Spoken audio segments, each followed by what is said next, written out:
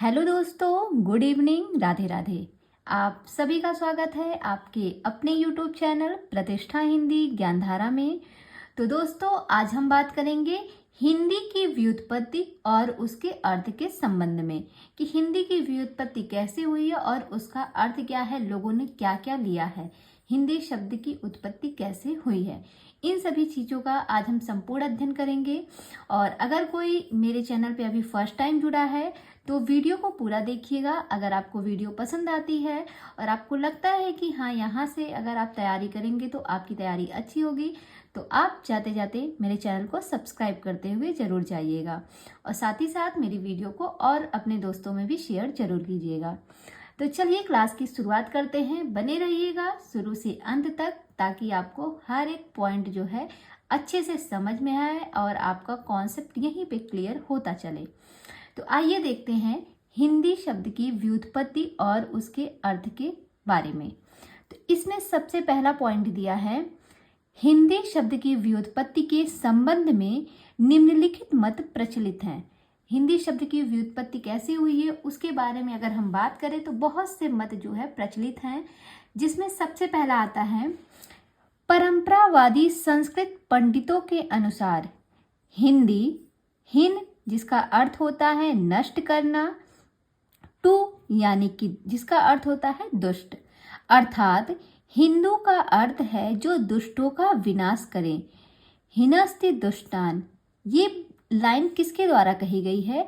तो ये संस्कृत पंडितों के अनुसार बताया गया है। ध्यान रखिएगा, कहते हैं कि संस्कृत पंडितों के अनुसार जो है हिंदू शब्द का अर्थ जो है वो होता है दुष्टों का विनाश करना। आगे देखिएगा, अगला पॉइंट है, शब्द कल्पद्रुम के अनुसार हिंदू शब्द हीन प्लस दुष्ट प्लस डू से बना है, जिसका अर्थ है हीनों को दूषित करने वाला, यानी कि हीन दोषयति। ये लाइन किसके द्वारा कही गई है? तो ये कल्पद्रुम के अनुसार कहा गया है। तो आपने यहाँ दो बातें देखी कि संस्कृत पंडितों के अनुसार जो हिंदी का अर्थ बताया गया वो होता है दुष्टों का विनाश करना, और उसी जगह पे कल्पद्रुम के अनुसार क्या बताया गया? इन्होंने हिंदू शब्द को बताया कि ये हीन प्लस दुष्ट प्लस डू से मिलकर बना हुआ है और इसका अर्थ होता है हीनों को दूषित करने वाला। दोनों बातें क्लियर हो गई। आगे देखिएगा, नोट में लिखा है ये दोनों मत कल्पना प्रसूत हैं। ये दोनों मत कैसे हैं? ये दोनों मत कल्पना प्रसूत है, ये कहीं पे ऐसा लिखा हुआ एग्जैक्ट मिला नहीं है। आगे देखिएगा, अगला पॉइंट है जहां से आपका प्रश्न बनता है, ये इंपॉर्टेंट है। डॉक्टर भोलानाथ तिवारी के अनुसार हिंदू शब्द का प्राचीनतम प्रयोग 7वीं सदी के अंतिम चरण के ग्रंथ निषिद्ध चूर्णी में प्रथम बार मिला है। तो यहाँ पे ध्यान रखिएगा, जो भोलानाथ तिवारी हैं उनके अनुसार बताया गया था कि जो ये हिंदू शब्द है, इस हिंदू शब्द का सबसे पहले जो प्रयोग हुआ था वो 7वीं सदी के अंतिम चरण में एक ग्रंथ था जिसका नाम था निषिद्ध चूर्णी। इसी ग्रंथ में सबसे पहली बार मिला था। और निषिद्ध चूर्णी किसका ग्रंथ है, इसका जवाब आप कमेंट सेक्शन में बताइएगा, क्योंकि कल की क्लास में मैंने बताया है कि निषिद्ध चूर्णी किसका ग्रंथ है। इसके पहले की जिन लोगों ने मेरी क्लास ली है उनको इसका जवाब जो है वो पता होगा। तो प्लीज़ आप कमेंट करके बताइएगा कि निषिद्ध चूर्णी किसका ग्रंथ है, महत्वपूर्ण है, याद रखिएगा।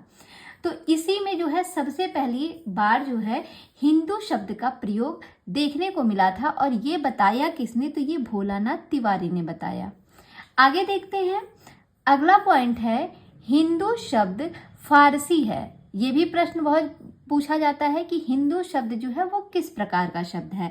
तो आप यहाँ पे देख सकते हैं, हिंदू शब्द जो है ये सीधा सीधा लिखा भी है कि हिंदू शब्द फारसी है, जो संस्कृत शब्द सिंधु का फारसी रूपांतरण है। और सिंधु जो शब्द है ये कैसा शब्द है? ये संस्कृत शब्द है, ध्यान रखिएगा।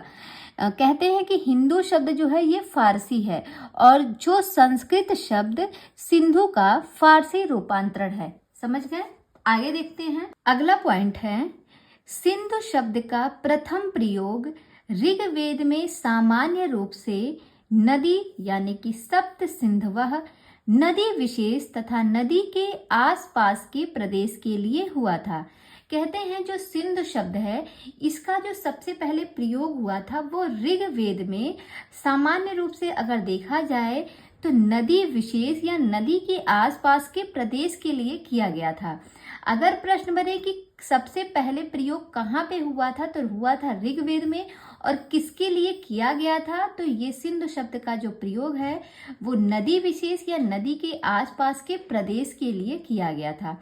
यहाँ से दो तरह के प्रश्न आपके बनेंगे, तो इस पॉइंट को आप ध्यान रखिएगा। इसको याद करने के लिए एक शब्द में आप इसको याद रख सकते हैं और वो शब्द है सिर। सिर से आप याद रख सकते हैं कि जो सिंधु शब्द है इसका प्रयोग कहाँ पे देखने को मिला था पहली बार, तो ऋग्वेद में मिला था। ठीक है, तो इसी से हो जाएगा सिंधु और रा से हो जाएगा ऋग्वेद। तो सिर को याद रखिएगा, सिंधु शब्द का जो प्रथम प्रयोग है वो ऋग्वेद में मिला है। आगे देखिएगा, और हिंदू का कहाँ पे मिला था, तो हिंदू का अभी हमने पढ़ा था जो निषिद्ध चूड़ी नामक ग्रंथ है उसमें पहली बार जो है भोलानाथ तिवारी के अनुसार बताया गया है कि हिंदू का प्रयोग वहीं पे देखने को मिला था 7वीं सदी के अंतिम चरण में। दोनों पॉइंट को ध्यान रखिएगा। आगे है 500 ईसा पूर्व के आसपास दारा प्रथम के काल में सिंधु नदी का स्थानीय प्रदेश ईरानी लोगों के हाथों में था। संस्कृत के सिंधु का ईरानी में हिंदू हो गया, जो सिंधु नदी के आसपास के प्रदेश के अर्थ में प्रयुक्त हुआ। ये आप भी जानते हैं, संस्कृत के सिंधु का जो ईरानी भाषा में बात की जाए तो ईरानी में ये लोग क्या कहने लगे, हिंदू कहने लगे। ये लोग सा को हा पढ़ते थे, जो सिंधु नदी के आसपास के प्रदेश के अर्थ में प्रयुक्त हुआ। कालांतर में आर्थिक विकास के साथ हिंदू का अर्थ भारत हो गया। इसमें ई पर बलाघात के कारण अंत्य ऊ का लोप हो गया और हिंदू से क्या बन गया, हिंद बन गया, और हिंदू का अर्थ क्या हुआ, ये भारत हुआ। आगे देखिएगा, हिंदी शब्द में विशेषणार्थक प्रत्यय इक जोड़ने से हिंदी शब्द बना, जिसका अर्थ है हिंद का। कालांतर में का लुप्त हो जाने से हिंदी शब्द बना। अब देखिएगा फिर बाद में क्या होता है, का लुप्त हो जाता है और इससे जो है हिंदी शब्द की उत्पत्ति होती है। और ये क्रम जो है आपसे बहुत पूछा जाता है, तो इस लाइन को आप मोस्ट इम्पॉर्टेंट करिएगा क्योंकि यहाँ से आपके प्रश्न बनते हैं। और वो लाइन है ये वाली, देखिएगा, हिंदी व्याकरण की दृष्टि से एक विशेषण है। अगर प्रश्न बने हिंदी क्या है तो आप कहेंगे व्याकरण की दृष्टि से देखा जाए तो हिंदी क्या है, हिंदी एक विशेषण है। ठीक है, जिसका मूल अर्थ संस्कृत के सिंधु, अवेस्ता के हिंदू और हिंदू से बना हिंद, हिंद से बना हिंदिक और हिंदिक से बना हिंदी। ये क्रम पूछा जाता है, ध्यान रखिएगा।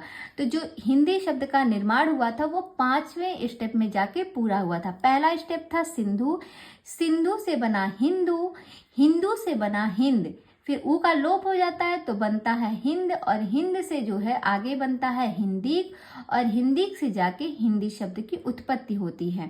तो ये 5 स्टेप चला है, क्रम को याद रखिएगा। और कितने स्टेप चला है, तो 1 हो गया, 2 हो गया, 3 और ये 4 और ये 5 स्टेप चला है। इनको क्रम को मत भूलिएगा। आगे देखते हैं, अगला पॉइंट है, ग्रीक लोगों ने सिंधु नदी को इंदोस, यहाँ के निवासियों को इंदोई तथा प्रदेश को इंदिके अथवा इंदिका नाम से संबोधित किया। तो ये भी प्रश्न बनता है, जो ग्रीक लोग थे उन्होंने क्या नाम दिया था, उन्होंने क्या नाम दिया था, इंदिका नाम दिया था। इंदिका नाम किसने दिया था, तो ग्रीक लोगों ने दिया था। इंदिका शब्द अंग्रेजी आदि में इंडिया हो गया, और जो ये इंदिका शब्द था इसी को अंग्रेजी में इंडिया कहा जाने लगा। समझ में आई बात। आगे देखिएगा, नेक्स्ट पॉइंट है आपका, किसी भी प्राचीन भारतीय आर्य भाषा में हिंदी का प्रयोग नहीं मिलता। क्या कह रहे हैं कि अगर किसी भी प्राचीन भारतीय आर्य भाषा की बात की जाए तो कहीं पर भी हिंदी का प्रयोग नहीं मिलता है। केवल कालकाचार्य द्वारा लिखित जैन महाराष्ट्री में हिंदू शब्द मिलता है। ये बात ध्यान रखिएगा। अगर प्राचीन भारतीय आर्य भाषा में कहीं भी बात की जाए तो हिंदी का शब्द का प्रयोग कहीं नहीं मिला है। आपको हिंदू शब्द मिला है, आपको सिंधु शब्द मिला है, लेकिन हिंदी शब्द आपको कहीं नहीं मिला। और मिला भी है तो कहाँ पे मिला है? केवल कालकाचार्य द्वारा रचित एक जैन महाराष्ट्री में हिंदू शब्द मिलता है। इस बात को आप ध्यान रखिएगा। आगे बढ़ते हैं। अब हम देखेंगे भाषा के अर्थ में हिंदी शब्द का प्रयोग व विकास किस प्रकार से हुआ है। भाषा के अर्थ में हिंदी शब्द का प्रयोग और विकास, तो इसमें देखिएगा सबसे पहला पॉइंट है भाषा के अर्थ में हिंदी का प्रयोग फारस और अरब से होता है। अगला पॉइंट है ईरान के बादशाह नौशेरवा, जिनका समय है 531 से 579 ईस्वी, इन्होंने अपने दरबारी हकीम बजरोया को भारतीय ग्रंथ पंचतंत्र का अनुवाद करने के लिए नियुक्त किया। वाजरोया ने कर्कटक और दमनक के आधार पर अपने अनुवाद का नाम कलीला व दिमना रखा था। आगे देखिएगा, अगला पॉइंट है कलीला व दिमना की भूमिका नौशेरवा के मंत्री बुजरच मिहर ने लिखी। भूमिका में कहा गया कि यह अनुवाद ज़बाने हिंदी से किया गया है। इस लाइन को ध्यान रखिएगा, हो सकता है यहाँ से प्रश्न बन जाए। देखिए ये जो पुस्तक का वाचन किया जा रहा है ये आप लोग जानते हैं सरस्वती पांडे और गोविंद पांडे की पुस्तक से किया जा रहा है। ये आप लोगों ने स्टार्टिंग में ही देख लिया होगा, वहाँ पे पुस्तक के बारे में लिखा ही है और उसी पुस्तक से जो है हम इसका वाचन कर रहे हैं और हर एक लाइन को पढ़ते हुए चल रहे हैं। वैसे देखा जाए सारे लाइन बहुत महत्वपूर्ण नहीं है, कुछ कुछ इम्पॉर्टेंट नहीं है, लेकिन हाँ कुछ कुछ बहुत इम्पॉर्टेंट है। लेकिन आपको मेरी इस क्लास में एक भी लाइन आपको जो है छूटी हुई नहीं मिलेगी। हर एक लाइन को हमें कवर करके चलना है, सभी को याद करते हुए चलना है। प्रश्न कहीं से भी पूछ सकता है, कहीं से भी प्रश्न बना सकता है। आपने 2021 का पेपर देखा है, जिन प्रश्नों पर लोगों ने ज़्यादा ध्यान नहीं दिया है प्रश्न वहीं से ज़्यादातर आए हुए हैं। तो कम से कम अगर हम इस पुस्तक को पढ़ रहे हैं तो आप जो है कोशिश यही कीजिए कि जितना हो सके आप इस इस पुस्तक की हर एक लाइन को अच्छे से पढ़िए। और मेरा भी पूरा प्रयास यही है कि जहाँ से प्रश्न आने की गुंजाइश है वहाँ से मैं आपको जो है किसी भी तरीके से प्रश्नों को याद करा सकूं, ताकि एग्ज़ाम में अगर इस पुस्तक से कोई प्रश्न आपका फंसता है तो वो कभी गलत ना हो। और अगर आपको ये वीडियो पसंद आ रही है, ये सेशन अच्छा लग रहा है पढ़ने में, तो आप जो है मेरे वीडियो को लाइक कर सकते हैं। और अगर अभी तक आपने चैनल को सब्सक्राइब नहीं किया है तो चैनल को भी सब्सक्राइब कर सकते हैं। आगे देखिएगा, अगला पॉइंट है अरबी फारसी में ज़बाने हिंद शब्द का प्रयोग संभवतः भारत की समस्त भाषाओं संस्कृत, पाली, प्राकृत, अपभ्रंश के लिए मिलता है। अब देखिए यहाँ पे जितनी भाषाएं दी गई हैं इन सारी भाषाओं का अध्ययन हमने संपूर्ण रूप से किया है। अगर किसी ने नहीं पढ़ा है इनके बारे में तो आप मेरे चैनल की प्लेलिस्ट में जाइएगा, वहाँ पे सारी भाषाओं के बारे में अलग अलग से वीडियो बना के रखी गई है, आप वहाँ से जाके पढ़ सकते हैं। तो यहाँ पे देखिएगा ये लाइन इंपॉर्टेंट है कि अरबी फारसी क्या कर रहे हैं, अरबी फारसी में ज़बाने हिंद शब्द का जो प्रयोग है वो संभवतः अगर देखा जाए तो भारत की समस्त भाषाओं जैसे कि संस्कृत हो गई, पाली हो गई, प्राकृत हो गई और अपभ्रंश, इन सभी के लिए मिलता है।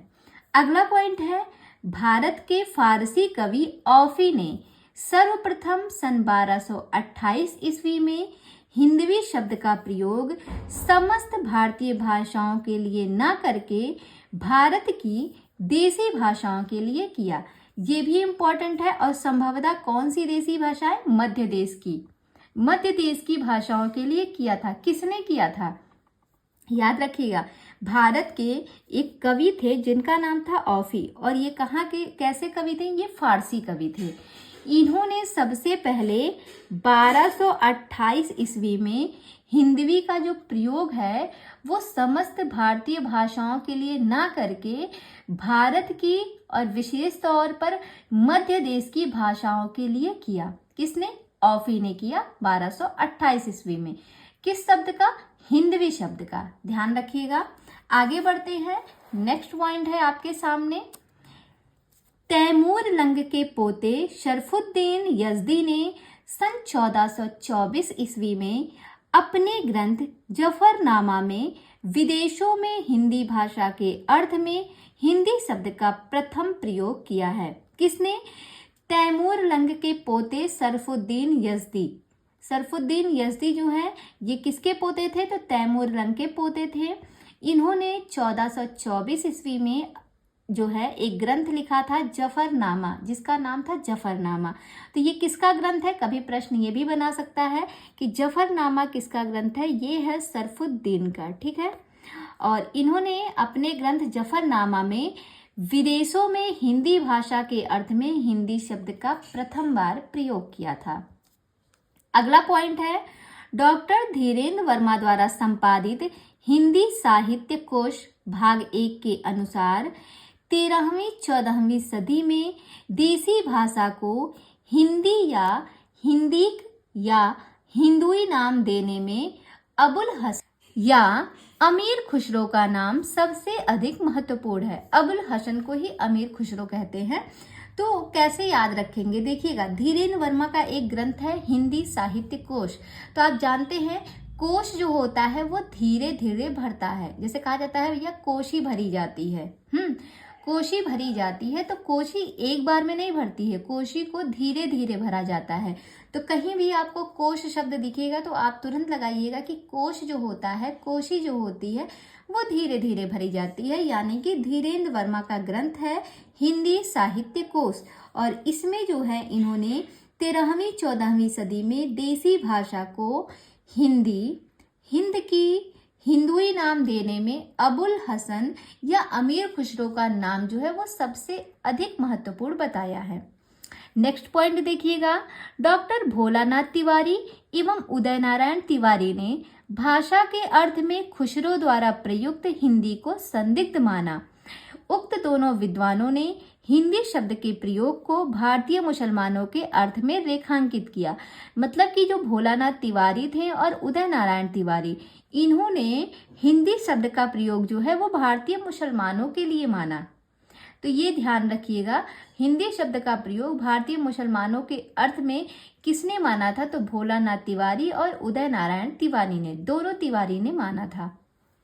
अगला पॉइंट है, डॉक्टर भोलानाथ तिवारी ने लिखा है, ये ध्यान रखिएगा ये लाइन, कि खुसरो ने हिंदी शब्द का प्रयोग भारतीय मुसलमानों के लिए किया है। ये लाइन भोलानाथ तिवारी ने लिखा है कि जो अमीर खुसरो थे उन्होंने हिंदी शब्द का जो प्रयोग है वो भारतीय मुसलमानों के लिए किया और हिंदवी शब्द का मध्य देशीय भाषा के लिए यह हिंदवी शब्द वस्तुतः हिंदवी या हिंदुई है। तो क्या कह रहे हैं भोलानाथ तिवारी? इनका कहना है कि जो अमीर खुसरो हैं इन्होंने जो हिंदी शब्द का प्रयोग किया वो भारतीय मुसलमानों के लिए किया और जो हिंदवी शब्द का प्रयोग किया वो मध्य देशी भाषा के लिए हुआ। और इसी को हम क्या कहते हैं? इसी हिंदवी को हम हिंदुवी या हिंदुई कहते हैं। हिंदू प्लस ई अर्थात हिंदुओं की भाषा। हिंदवी शब्द का प्रयोग कुछ दिन बाद हिंदी अर्थात भारतीय मुसलमानों की भाषा के लिए कदाचित हिंदी शब्द चल पड़ा। अब कुछ दिन बाद जो है ये हिंदवी शब्द जो है ये हिंदी शब्द के रूप में आगे भारतीय मुसलमानों के लिए चल पड़ा, ऐसा कहा गया भोलानाथ तिवारी के अनुसार। आगे देखिएगा, अगला पॉइंट है, हिंदी कवि नूर मोहम्मद ने लिखा है, हिंदू मग पर पाँव न राखो काजो बहुते हिंदी भाख्यो। ये लाइन न जाने कितनी बार परीक्षाओं में पूछा गया है और अभी भी परीक्षाओं में पूछा जाता है कि ये किसके द्वारा कहा गया है। तो याद रखिएगा ये नूर मोहम्मद के द्वारा कही गई पंक्ति है, मोस्ट इम्पॉर्टेंट है, इसको तो आप एकदम से दिमाग में बिठाए रखिएगा।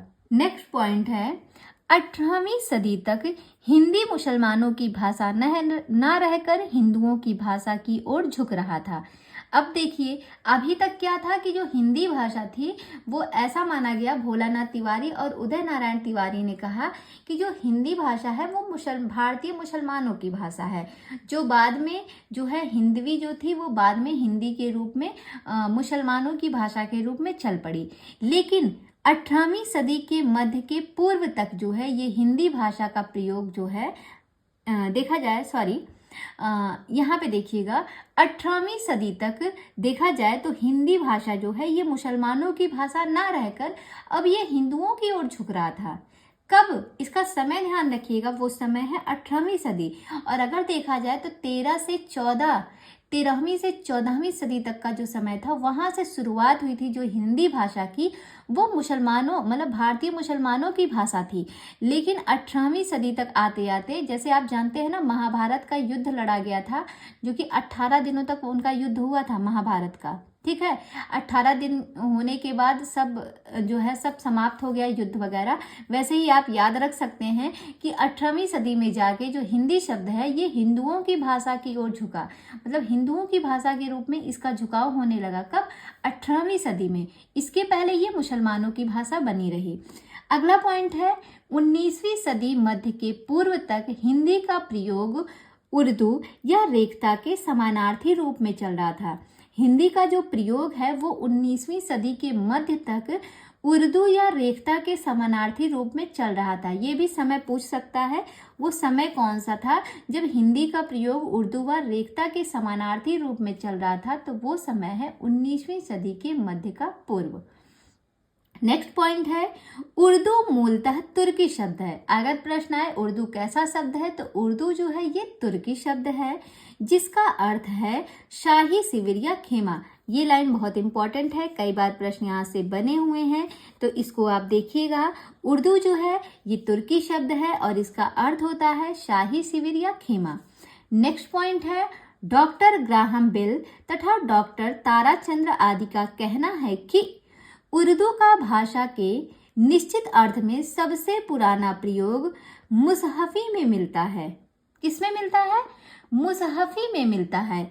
आगे कहते हैं, खुदा रखे ज़बा हमने सुनी है, मीर वो मिर्ज़ा की, कहे किस मुँह से हम, मुसहफी उर्दू हमारी है। ये लाइन ध्यान रखिएगा। ये जो है अगर बात की जाए तो ये किस में पाया जा रहा है, ये उर्दू भाषा का है और ये मुसहफी में मिला है। ये मुसहफी की लाइन भी है, आप देख रहे हैं। और ये लाइन किसने बताई है, तो कहा गया है ग्राहम बेल और डॉक्टर ताराचंद, इन दोनों लोगों का कहना है कि उर्दू भाषा के निश्चित अर्थ में जो सबसे पुराना प्रयोग देखा गया था वो मुसहफी में देखा गया था। उसका एक उदाहरण इन्होंने दिया है और वो उदाहरण है, खुदा रखे ज़बा हमने सुनी है, मीर वो मिर्ज़ा की, कहे किस मुँह से हम, मुसहफी उर्दू हमारी है। आगे देखिएगा, अगला पॉइंट है, प्रोफेसर आजाद ने अबे हयात में ब्रज भाषा से उर्दू का जन्म माना है। मोस्ट इम्पॉर्टेंट प्रश्न है, ये बन सकता है कि कौन से लेखक हैं जिन्होंने ब्रज भाषा से उर्दू का जन्म माना है, तो वो है आजाद। प्रोफेसर आजाद ने अबे हयात इनकी रचना होगी, इनका कोई ग्रंथ होगा, किसका, आजाद जी का। अबे हयात में इन्होंने ब्रज भाषा से उर्दू का जन्म माना है। अगला पॉइंट है, रेखता का फारसी में अर्थ गिरा हुआ या गिराकर बनाया हुआ ढेर है।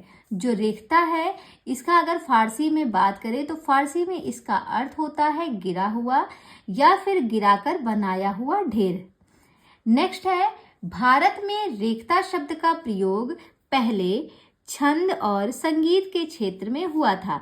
ये भी लाइन इंपॉर्टेंट है कि भारत में जो है रेखता शब्द का प्रयोग पहले किस रूप में हुआ था, किस क्षेत्र में हुआ था, तो पहले जो है छंद और संगीत के क्षेत्र में हुआ था। अगला पॉइंट है, रेखता नाम 18वीं सदी से प्रारंभ होकर लगभग 19वीं सदी के मध्य तक उर्दू के लिए चलता रहा। तो रेखता शब्द की शुरुआत कब हुई थी? 18वीं सदी से हुई थी और ये जो है 19वीं सदी के मध्य तक उर्दू के रूप में चल रही थी।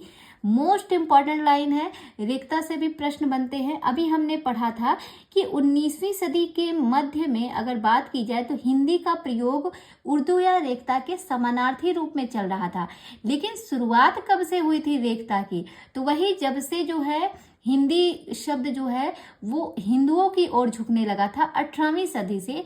तभी से जो रेखता है, ये अगर इसकी बात की जाए तो ये 18वीं सदी से ही इसका प्रारंभ हुआ था और लगभग 19वीं सदी के मध्य तक ये उर्दू के लिए चल रहा था। झुक तो रहा था हिंदी की तरफ, लेकिन जो प्रयोग हो रहा था वो उर्दू के मतलब समानार्थी रूप में इसका प्रयोग किया जा रहा था। आगे देखिएगा, हिंदी का नवीन अर्थ में लिखित प्रयोग सर्वप्रथम कैप्टन टेलर ने सन 1812 ईस्वी में है ईस्वी में फोर्ट विलियम कॉलेज के वार्षिक विवरण में किया था। क्या कह रहे हैं? हिंदी का नवीन अर्थ में जो लिखित प्रयोग है वो सबसे पहले कैप्टन टेलर ने 1812 ईस्वी में फोर्ट विलियम कॉलेज के वार्षिक विवरण में किया था। अगर आपको ये सेशन पसंद आ रहा है तो आप जो है मेरी वीडियो को लाइक कर सकते हैं, और अगर चैनल को अभी तक सब्सक्राइब नहीं किया है तो आप चैनल को भी सब्सक्राइब कर लीजिएगा। आगे देखते हैं, वर्तमान में हिंदी शब्द मुख्यतः निम्न अर्थों में प्रयुक्त हो रहा था। अब देखा जाए जो हिंदी शब्द है, वर्तमान में हिंदी शब्द मुख्यतः निम्न अर्थों में प्रयुक्त हो रहा था। आइए देखते हैं कि हिंदी शब्द जो है वो किस रूप में प्रयुक्त हो रहा था वर्तमान समय में। तो पहला पॉइंट है कि हिंदी साहित्य के इतिहास ग्रंथों में हिंदी का अर्थ है हरियाणा, हिमाचल प्रदेश, उत्तराखंड, दिल्ली, राजस्थान, उत्तर प्रदेश, मध्य प्रदेश तथा बिहार की भाषा। इस पूरे क्षेत्र को हिंदी प्रदेश कहते हैं। मतलब कि अगर बात की जाए तो हिंदी जो है वो इतने प्रदेशों की भाषा है, इतने प्रदेशों में हिंदी भाषा बोली जाती है। तो हिंदी साहित्य के इतिहास ग्रंथों में हिंदी का अर्थ क्या हो गया? ये हिंदी प्रदेश की भाषा हो गई। अगला पॉइंट है कि वर्तमान भारतीय साहित्य में हिंदी शब्द भारतीय संघ की राजभाषा यानी कि संघ की राजभाषा तथा देवनागरी लिपि हिंदी होगी। भारतीय संविधान अनुच्छेद 343 तथा राष्ट्रीय भाषा के नाम से द्योतक है। ये लाइन इंपॉर्टेंट है। इसके बाद हम इसके विषय में जो है पढ़ेंगे कि संविधान में जो है हिंदी भाषा को कौन सा दर्जा दिया गया था, किस अनुच्छेद में है, किस भाग में है, किस अनुसूची में ये सारी बातें कही गई हैं। तो यहाँ पे ये लाइन को याद रखिएगा कि वर्तमान भारतीय साहित्य में हिंदी शब्द जो है भारतीय संघ की राजभाषा अर्थात संघ की राजभाषा और देवनागरी लिपि में हिंदी होगी। भारतीय संविधान अनुच्छेद 343 तथा राष्ट्रीय भाषा के नाम का द्योतक है। तो यहाँ पर हमने जो है हिंदी भाषा के अर्थ, हिंदी शब्द का प्रयोग और उनके विकासों का जो है विस्तृत अध्ययन किया है। और अगर वीडियो पसंद आती है तो वीडियो को लाइक, शेयर और कमेंट जरूर करिएगा। तो मिलते हैं फिर कल ठीक शाम 6 बजे। तब तक के लिए बाय बाय, टेक केयर।